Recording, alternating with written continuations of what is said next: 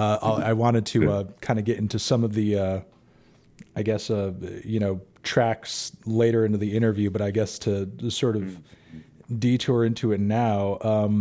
If you could go into for a second, just as we're kind of diving into this incredible record, what went into some of the rhythmic mayhem of, just to remind myself of the title, Future Gibbon? Oh yeah, Because Future Gibbon. Man, the rhythms on that one, you're executing some of the drums on that so quickly they almost just sound like tones. They're just like, they're. Well, that's exactly it. I mean, funnily enough, there's a few aspects to this that are worth mentioning. The most kind of trivial aspect to it is that the drum break on that is actually a recording of me playing the drums at school. And it was recorded. So it was recorded on this portable cassette recorder that I borrowed from the music department. This is one of the things I used to do, like early tracks, as well as this process of dubbing between decks. I used to make a recording of drums at school. So I just play like a beat for 4 minutes, knock out like a kind of a rhythm and try and put a chorus and a verse and some variation and then end it.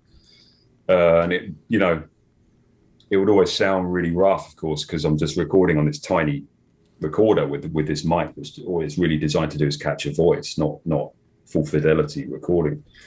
So I had this tape and I found it when I was making that tune. I thought, I'm going to use that. I'm going to make a breakbeat out of my own bits of drumming from when I was, 16 or whatever. So that's the break. The actual kind of impetus behind the programming came somewhat from, in a roundabout way, from my first meeting with Richard James. So when I say meeting, like the first kind of organized hookup, because we actually met more or less as the sleeve notes on Feed Me Weird Things recount at a pub called the George Roby, and that's in an area called Finsbury Park in North London. It's actually no longer there. It was converted into a horrible nightclub, and then it was demolished. So it's kind of a sad story because it was a great pub, and it had this kind of very specific character. Great, like a lot of London venues, I suppose at the time. I remember them quite fondly. You'd have this, half of the pub would be a bar, and then the back room would be this kind of big space that would be painted black, big ground stack PA, beer glasses shaking above the bar when the bass gets loud, this kind of fun environment to make and hear music. So that was the first Squarepusher gig. And Richard happened to be there. So we got chatting after my show and arranged this hookup. So he came over to my house and he kindly brought a copy of a record he just made called Hangable Auto Bulb. And,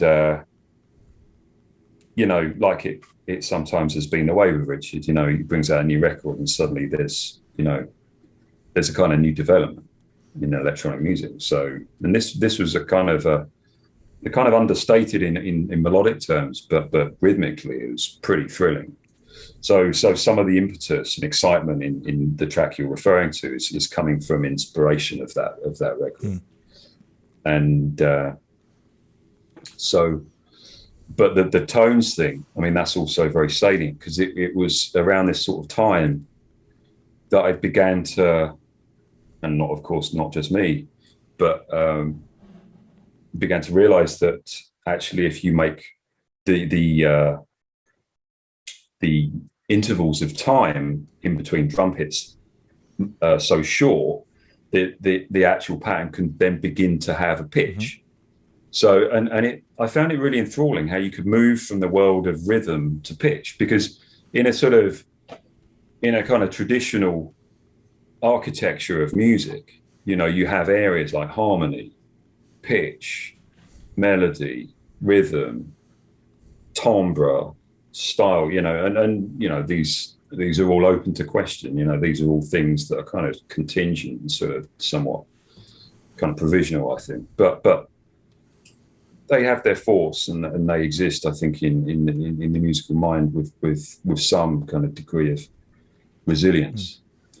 And so it was interesting for me to sort of see this link and pathway between rhythm and pitch. And actually it led into quite naturally a form of synthesis called granular synthesis, which is basically that. It's basically using tiny fragments of sound to assemble bigger sound picture. Thank you very much for watching this interview clip over on TND Streams. To see the full interview, click on the video link next to my head or down below, or hit up the link to subscribe to the channel or see our Patreon page to support what we do and get some extra bonus monthly content in the process. Anthony Fantano, forever.